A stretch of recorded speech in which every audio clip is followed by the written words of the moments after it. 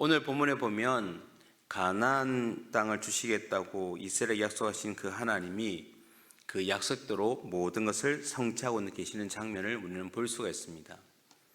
특별히 그 성경은 이러한 모든 것들을 증거로 이스라엘 정복한, 오늘 읽질 않았지만 오늘 본문에 등장하는 31명의 왕까지 명단을 상세하게 소개하고 있습니다. 그래서 오늘 함께 보는 이 본문의 말씀을 통해서 약속을 성취하신 그 하나님이 어떤 분인가 함께 또 살펴보면서 저와 여러분 삶 가운데도 우리의 약속들을 이루시는 하나님의 은혜를 매일매일 삶 가운데 경험하시는 그런 저와 여러분이 되길 간절히 소원합니다. 먼저 오늘 말씀 보시면 하나님은 약속보다 더 큰 복을 주시는 분이다라는 것을 알 수가 있습니다. 여러분, 성경은 하나님이 계획하신 것을 이미 우리가 계속 여호수아를 통해서 살펴보았던 것처럼 백성들이 그 말씀대로 순종할 때 하나님이 그 법을 정하시고 또한 사람들이 순종할 때 이루어지는 것들을 볼 수가 있습니다. 이러한 일련의 모습이 계속해서 반복되고 있습니다.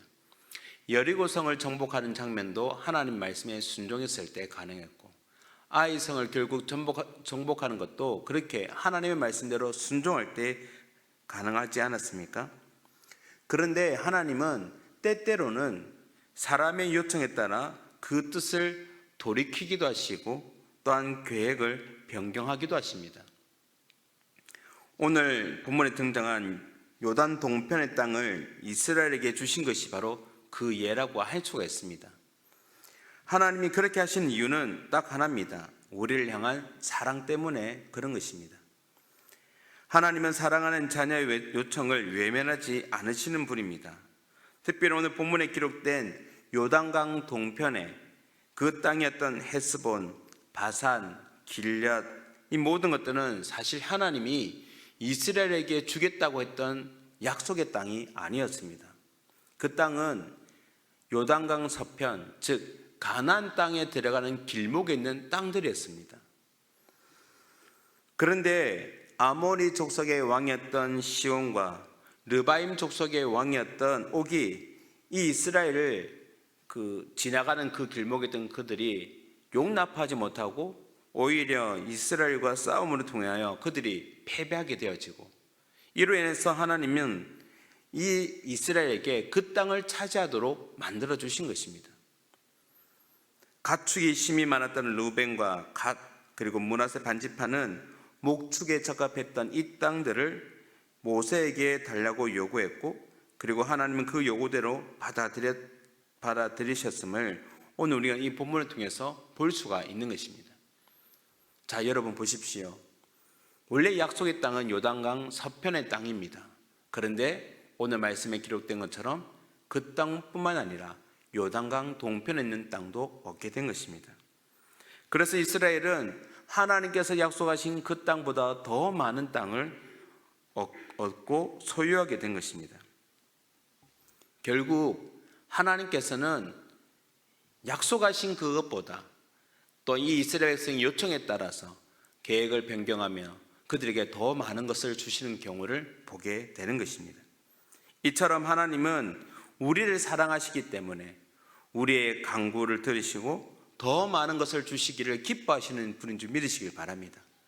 그래서 우리가 하나님 앞에 하나님, 우리가 마음에 소원 이런 것이 있습니다라고 기도했을 때 하나님은 딱 그것만 들어주시는 분이 아니라 우리가 구한 것 외에도 더 풍성한 것을 주시는 것을 우리는 우리의 기도 응답을 통해서도 경험하고 있는 것입니다. 사랑하는 성도님 여러분, 결국 하나님은 우리에게 약속한 것보다 어떤 걸 주십니까? 더 풍성한 것을 주시는 분인 줄 믿고, 오늘도 그 약속에 신실하신 하나님을 바라보며 우리가 날마다 주 앞에 구하고 간구할 수 있는 그런 저와 여러분의 삶이 되길 주님 이름으로 축원합니다. 두 번째, 오늘 말씀을 보시면 하나님은 일꾼을 세우셔서 그 약속을 성취해가고 계시는 분임을 보여줍니다. 하나님은 계획하신 바를 반드시 이루십니다. 그래서 하나님은 그 계획하신 바를 스스로 모든 것을 이룰 수 있는 능력이 있는 분이십니다. 하지만 하나님이 그렇게 할 수 있음에도 불구하고 어떻게 하십니까? 바로 우리를 통하여서 그 뜻을 이루어 가시는 것을 보게 됩니다. 동력자를 통해서.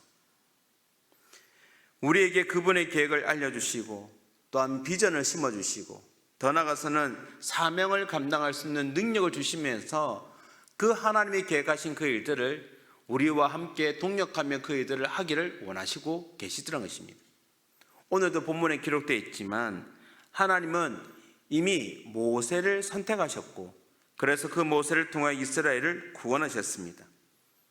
이스라엘이 애굽에서 나온 이후 그리고 광야에서 40년을 지내고 오늘 본문에 기록되어 있던 요단강 동편의 땅을 차지하는 그 모든 일에 누구를 크게 사용하셨습니까? 바로 모세를 통하여 그 일들을 감당하게 하셨던 것입니다.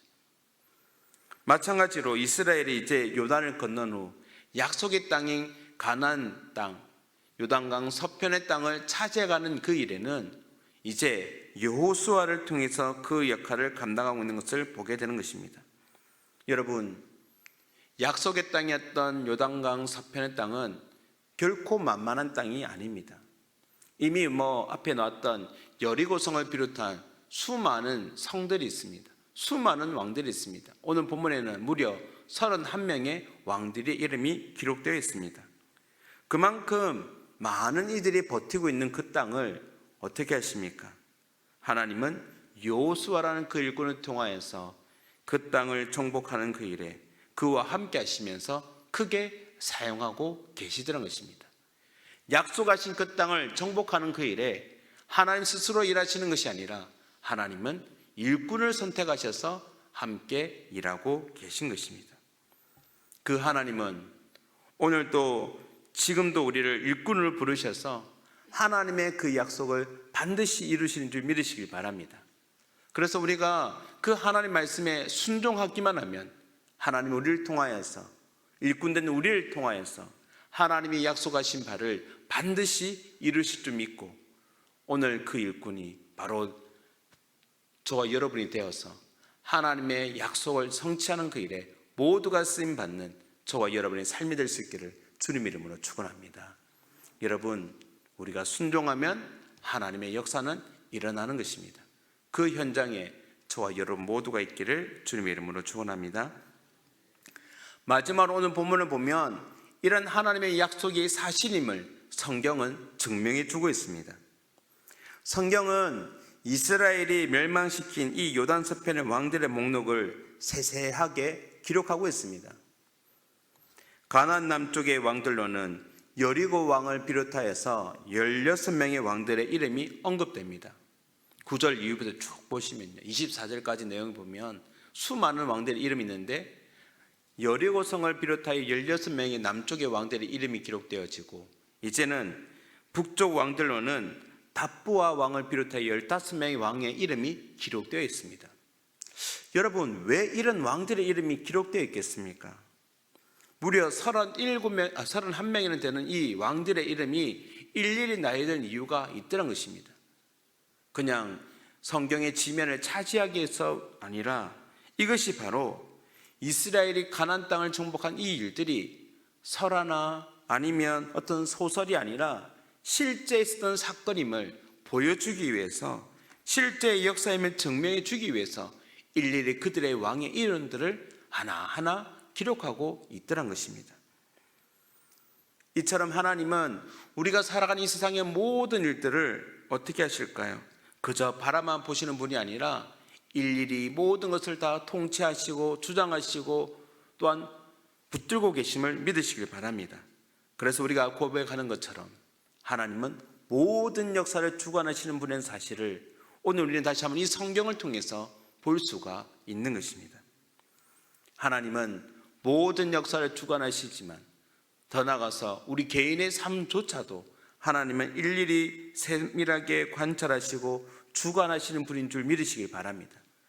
오늘 내가 하루 살아가는 나의 삶 속에서도 하나님은 나를 통하여서 하나님의 그 약속의 계획을 이루어 가실 뿐만 아니라 내가 걸어가는 그 걸음 또한 하나님이 친히 인도하신 줄 믿고 오늘 또 우리의 삶의 여정 가운데 하나하나 남는 그 자국이 모든 것들이 하나님의 약속의 성취가 되는 놀라운 은혜를 경험하시는 저와 여러분의 삶이 되길 주님의 이름으로 축원합니다. 사랑하는 성도님 여러분, 하나님은 반드시 약속하신 바를 이루시는 분이십니다. 이스라엘에게 주시기엔 약속하신 그 모든 약속을 다 성취하시고 하나님 우리에게 주신 약속 또한 성취하시는 분인 줄 믿으시길 바랍니다. 우리에게 약속하신 것처럼 이 땅에 메시아이신 예수 그리스도를 보내주실 뿐만 아니라 이제 앞으로 남은 마지막 약속, 그 주님이 다시 재림의 주로 오실 그날만 우리에게 남아있는 것입니다. 오늘 또 우리의 삶을 통해서 그 약속을 성취해 가시는 하나님의 은혜를 경험하고 또 그 은혜를 흘려보내며 살아가시는 저와 여러분의 삶이 될 수 있기를, 또 우리 모든 만상 동강교회 성도님 될 수 있기를 주님의 이름으로 축원합니다. 아멘.